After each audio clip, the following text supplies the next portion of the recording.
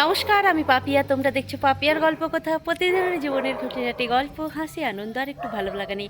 চলো আজকের গল্পটা শুরু করা যাক। এখন বাজে ভোর 3টে আর আমরা বাড়ির সকলেই রেডি হয়ে নিয়েছি। আর আমরা যাব সাংলি থেকে কোলাপুরের মহালক্ষ্মী মন্দির। আর বাড়ির সকলেই রেডি হয়ে নিয়েছি। আর এই দেখো ভোর 3টে, চারিদিকের রাস্তা এখন ফাঁকা। আমাদের গাড়ি চলে এসেছে, চলো এখন যাওয়া যাক।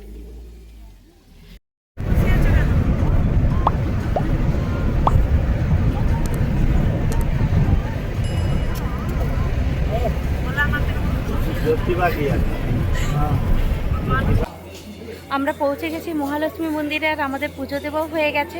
আর এই যে দেখো মন্দিরের চারিদিকটা, আর ওই যে উপরে হালকা আগুন জ্বলছে দেখতে পাচ্ছ, ওটা কিন্তু আরতেরই আগুন, ওটা ওখানে জ্বেলেছে। আর এই যে মন্দিরের চারিপাশটা এরকম।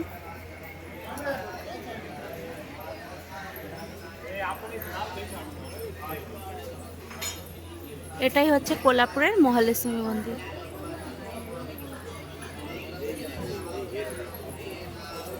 পুজো তো দেওয়া হয়ে গেছে, পুজো দিয়ে একটু আগে এসে ভাবলাম এখনো তো সকাল হয়নি ঠিকভাবে, চলো এক কাপ চাই খাওয়া যাক। সেই জন্য বাবা বললো চলো গাড়িতেই তোরা বস। এই যে চাও চলে এসেছে, চলো এবার চাটা খেয়ে নিই। আমরা তো এখন চাও খেয়ে নিয়েছি আর এখন যাচ্ছি নরসুবাড়ি, একটা দত্তা মন্দির।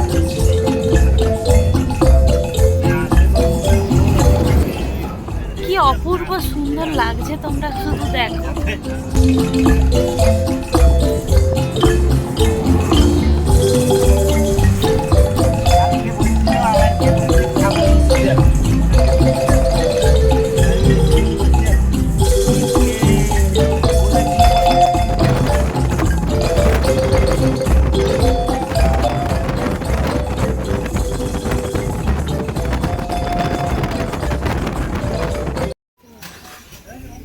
এখন দেখো সকাল হয়ে গেছে আর আমরা নরসুবাড়িতে পৌঁছে গেছি। চলো, খুব শান্ত জায়গা।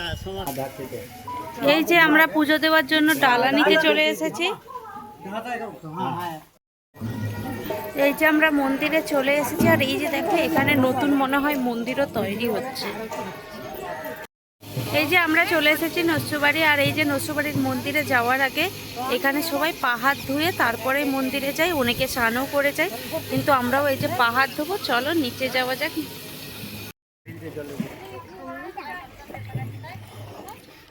আর নদীতে পা হাত ধুতে এসেছে আর মাছ দেখো,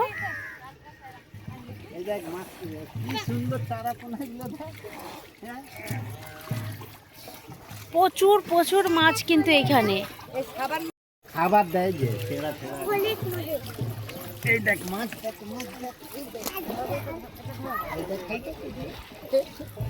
তো দেওয়া হয়ে গেছে আর কুকুরগুলো দেখো কত সামনে বসে আছে, ওদেরকে পেড়া দিতে হবে। এই দেখো পেড়া দিতেই কি সুন্দর ওরা খাচ্ছে, ওরা কিচ্ছু করছে না, সবার কাছে যাচ্ছে এরকম পেড়া খাচ্ছে। এই দেখো কত সামনে আছে। আর এই যে নরসুবাড়ির মন্দিরটা আমাদের দর্শনও হয়ে গেছে, পুজো দেওয়া হয়ে গেছে আর একটু বসে আছি। পুজো তো দেওয়া হয়ে গেছে আর সবাইকে অনেক খিদেও পেয়ে গেছে। আর মন্দিরের সামনেই একটা দোকান পেয়েছি ভালো খাবার, সেই জন্য এখানেই নাস্তা খেতে লেগে গেছি। আর এই যে ধোসা আর মিশাল, নাস্তাটা করে নিই, এবার নাস্তা করে সোজা যাব বাড়িতে। আমাদের মন্দির দর্শনও হয়ে গেছে আর দেখো সকালও ভালোভাবে হয়ে গেছে আর আমরা বাড়ির জন্য রওনাও দিয়ে দিয়েছি। এখন বাজে সন্ধ্যা 6টা আর আমরা তো সকাল 11টার মধ্যেই বাড়িতে পৌঁছে গেছি। আর খাওয়া দাওয়া করে সারা রাত ঘুম হয়নি, সেজন্য ঘুমিয়েও পড়েছিলাম। আর বিকেলে উঠে সমস্ত কিছু পরিষ্কার করে নিয়েছে। আজকে হচ্ছে এখানে দিয়ালির লক্ষ্মী পূজা, সেই জন্য সমস্ত কিছু সাজিয়ে নিয়েছে। আর এখন যাব রঙ্গোলি দিতে। এই যে দেখো সবাই রঙ্গোলি দিয়েছে সবার দরজার সামনে, আর আমারটা এখনও ফাঁকা আছে। এখানে আমিও এবার রঙ্গোলি দেব। চলো রঙ্গোলিটা দিয়ে দিই। আলপনা দিয়ে দিয়েছি কিন্তু রঙ্গোলিটা এখনও দেওয়া হয়নি। এই যে দেখো রঙ্গোলি দেওয়া শুরু করে দিয়েছি।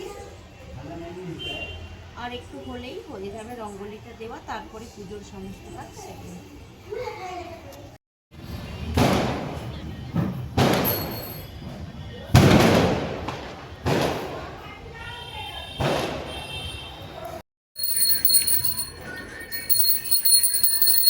ওইদিকে তোমার লক্ষ্মী বসে আছে, একটু ওইদিকেও ঘুরতে দাঁড়ানো। ওই তো